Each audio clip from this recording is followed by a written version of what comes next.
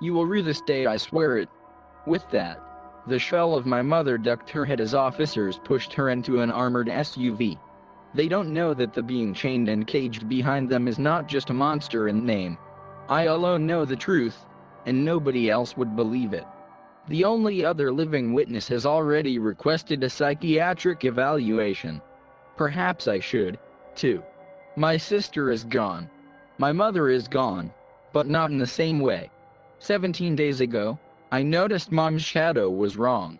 We were taking a sunset walk and for a moment her shadow's legs merged into one undulating column. The next night, we were watching TV in the dimly lit living room and Mom was gently stroking Andrea's hair as she fell asleep in her lap. Mom stopped, but I saw her shadow's hand cross over Andy's forehead 2 more times. I shifted my gaze and saw her staring at me, seeming to flicker like an old film. In one instant I recognized her clear emerald eyes, and in the next I saw yellowed sclera, beige irises, and faded pupils. I could swear I was looking at 2 different women at the same time. Andrea was getting ready for school a few days later when I heard her ask Mom why she'd been hiding in her closet that night. "What are you talking about, baby? I wasn't in your room." "Mom, I saw you. You were peeking your head around the doorframe, but I could see your hair in your eyes. Maybe it's time to try a different breakfast cereal to curb weird dreams? I'm thinking Cocoa Puffs." Andy laughed. It was fake. Mom should have caught that. But she just kept smiling and caressing her face. By this point I think it knew that I was suspicious. Sure, it barely spoke to me. Any exchanges that did pass were curt and cold.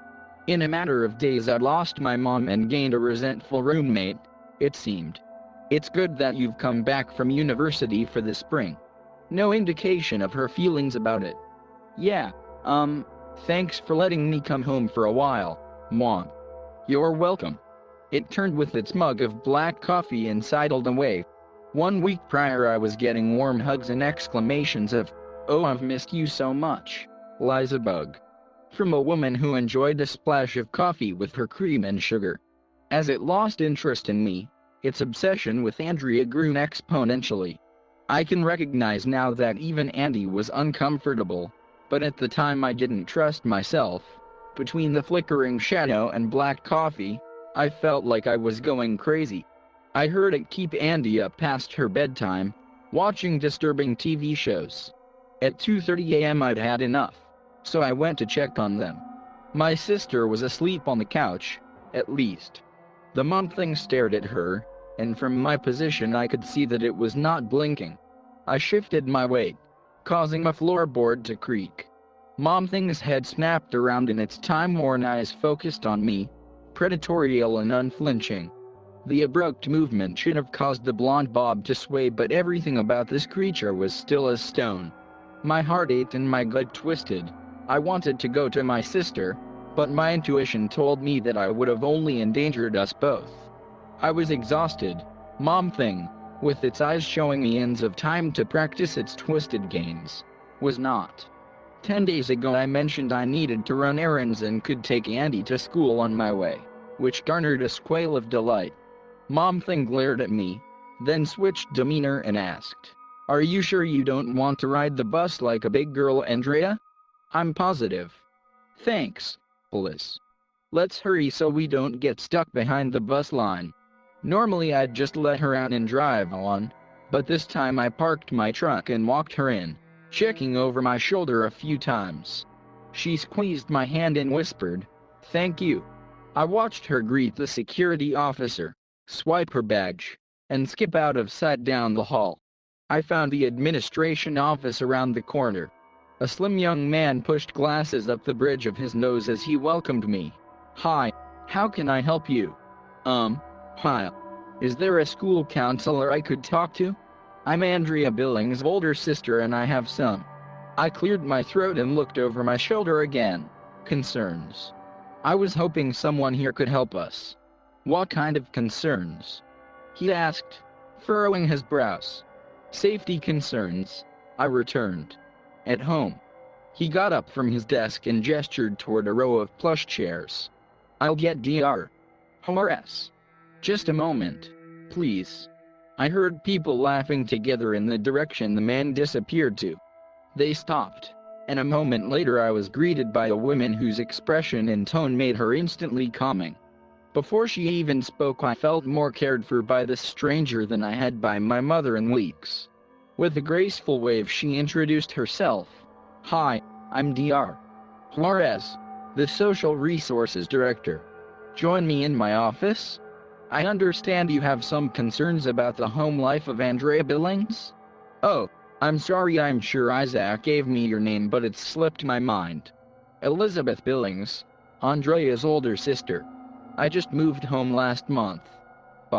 Thank you, Elizabeth. You can call me Eileen. Now, what concerns do you have? I hesitated. I know something is wrong with our mother. She's always been very firm about things like sleep and diet, but over the last week or so she's kept Andy up past midnight watching explicit shows and following up with nothing but Cocoa Puffs for breakfast. In the criminal justice system, sexually based offenses are considered especially heinous. Has felt like a bedtime prayer that is chanted from the next room every hour for the whole night.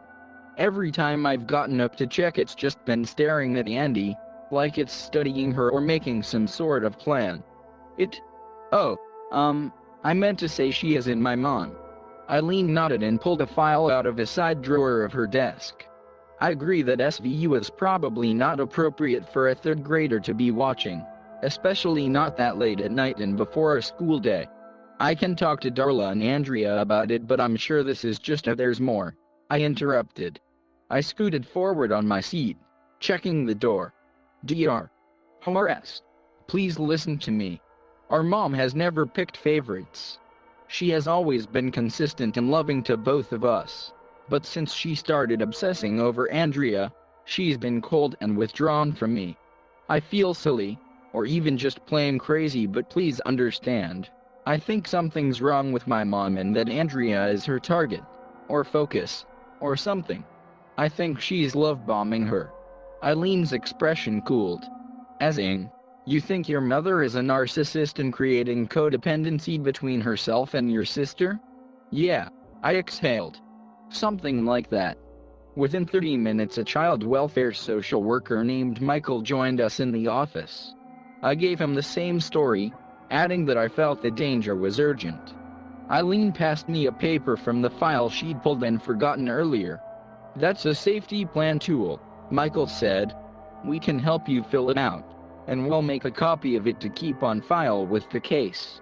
Is there a phone number that we can use to reach you without risking your mother finding out? Is mine not already available? Eileen shook her head. We only have your mother's number. She's the only emergency contact Andrea has, and we really don't keep phone numbers outside of that. I had definitely been on Andy's ICE list at the beginning of the semester. Somehow, I knew that I'd been taken off within the last 2 weeks. After writing my number at the bottom of the page, I passed it back to Eileen to be copied. Michael approached me, stooping unnecessarily. We take allegations like this very, very seriously. This means that you are not exempt from being investigated. Sounds good to me. I failed Geology 101 and got a ticket for going 54 in a 50, and that's pretty much the worst dirt you'll find. The errand excuse wasn't an excuse. I actually did need to visit the library. Aside from my sneakers padding across glossy tile, the loudest sound in the room was my own heartbeat. I considered looking for a librarian, but meeting with Eileen and Michael ate a lot of my patience for people likely to think I'm crazy for what I'm about to look for. Thankfully, the self-service terminal was easy enough to find and navigate. Once I found the area I wanted, a QR code loaded on the screen. I scanned it with my phone and promptly followed the map it pulled up in my browser. I needed to be on the 3rd floor, west wing, and in the last 2 aisles of shelves before the space shifts to a study area. It felt like the elevator took 10 minutes to ascend 2 floors. The pounding in my ears grew louder, faster. Ding. Thump-a, thump-a, thump-a. I froze, everything in my mind screaming all at once. What makes you think this is the answer? How would this have even happened? Mom isn't into this stuff. Maybe this is just all in your head. Hey, why was it that you came home from school this semester again? Oh, was it because you were mentally unwell? Yeah, that seems to ring a bell. With fists clenched, I strode out of the elevator anyway. I was frantic and had no clue what exactly I was looking for. My eyes flew over spines and I walked my fingers over the tops of the books to keep my place. False Monarchy of Demons, the Lesser Key of Solomon. As soon as I touched the next book, I smelled lilac and patchouli. Mom's signature scent. I grabbed it and rushed back to the elevator. The Infernal Dictionary, devils, gods, and spirits of the Dictionary Infernal. I decided I'd be safest reading the book in the comfort of my truck, so I checked it out and did just that. I thumbed through the pages, hoping to smell Mom again and trying not to think about what that method of communication implied. Boom, lilac, lamia. At 2:50 my alarm went off. I needed to get to the school to pick Andy up at 3:15, and 25 minutes gave me padding for traffic and a chance at getting a parking space near the front where Andy would see me. I kept running Lamia's story through my mind repeatedly as I drove. She was one of Zeus's many mistresses. Hera, the rightfully jealous wife, slaughtered Lamia's children and paralyzed her eyelids so she could never close them, could never stop seeing a world devoid of her babies. The eyes, Mom Thing's eyes. The discoloration could be due to millennia of dryness and insomnia. Maybe the demon was replacing Mom's beautiful green eyes with its own decrepit ones, open for eons. As I drove, and things started to fall into place, it became clear that this was all much, much worse than I thought. Lamia kidnapped children. Then, she ate them. I dashed through the front doors of the elementary school. Kids were packing up their bags behind classrooms' windows, chattering and giggling. Isaac from earlier looked up and started to speak. Hello again. Are you here about Andrea? I need to pick her up now. Eyes widening, he said, I'm sorry, but your mother just left with her a few minutes ago. No. But I came in earlier today and spoke with Dr. Horror as in a social worker. They know something's wrong and that Andy isn't safe. How could you let her go with her? Why didn't you protect my sister? Isaac stood and brought his hand up in a calm down and let me explain gesture. I clenched my teeth to keep myself from punching out the window on my way out. No more dashing, only sprinting now.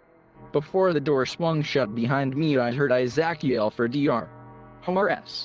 No reds, no cops, no stops. That's all I asked for on that drive.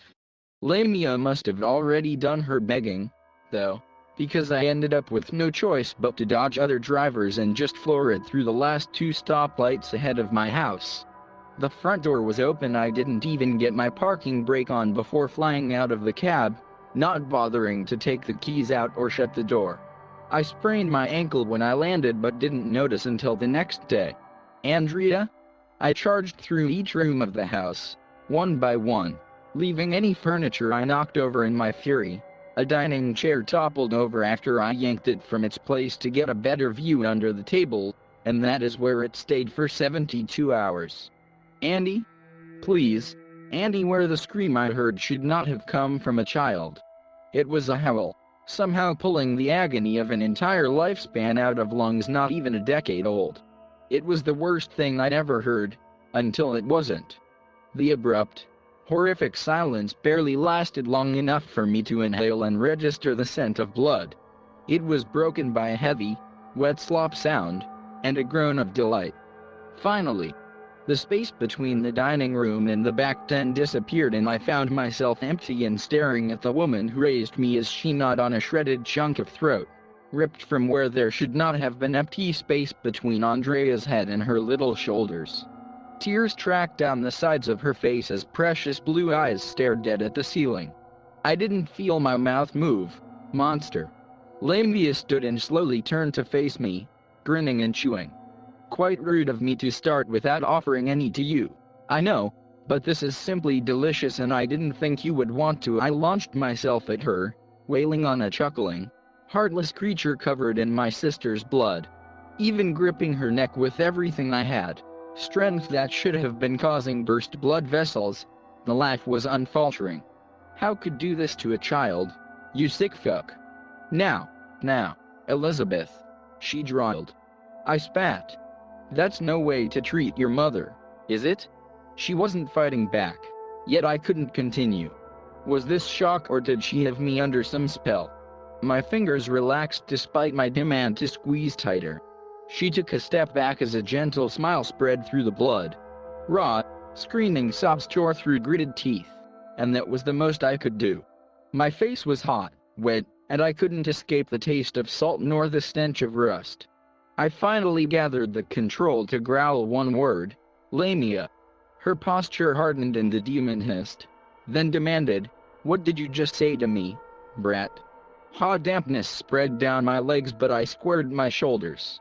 I said your name, Lamia. The demon sighed, shoved her bloody hands into her pockets, and feigned indolence. You know, Elizabeth, she started, glancing back toward the abhorrent scene. Darla really did well with you girls. You're smart as a whip, and little Andrea was sweet and courageous to boot. It's truly a shame that things turned out this way. The front door banged against the siding, preceding hurried footsteps and Michael's voice. Oh, fuck. You know, I was once just a woman with too much love to give. I was chosen to be a mistress of the god of gods and honor, I thought. Soon I was pregnant, made lying to my family, and held in the wrath of Heron. She didn't care which of my children were even sired by her husband. Each of them was slaughtered right in front of me. She stole my light, and my ability to fully mourn the loss. Lamia looked past me, seeing flashing lights approaching fast. You picked up on my eyes very early, and you've done the necessary research to learn my name. Lamia reached up and pulled crumbling orbs out of her face, leaving gore and empty sockets in the place of my mother's eyes. No surprise, then, right? It's glorious to just take them out whenever I please. I highly recommend giving it a try. Nobody ever takes me up on the suggestion, though. She chuckled. I hurled. Michael fainted. I caught my breath and looked up. Lamia's eyes were set in my mother's face again, still framed by blood. SWAT officers swarmed the house. I could see them shouting, but everything was drowned out except one sickeningly sweet feminine voice. Do you want to know what I said to Hera after she murdered them? After I'd decided to go through the rest of eternity stalking good mothers and shredding their souls, as she had done to me? I warned her that she'd created a new goddess of maternal grief, and that whatever unions she'd blessed would be subject to my review alongside her own. I stumbled out the door, following the chaos. My mother evicted and extinguished by the demon, Lamia arrived in the grips of armed officers. After that bitch sent my children to Hades, I told her, you will rue this day. I swear it.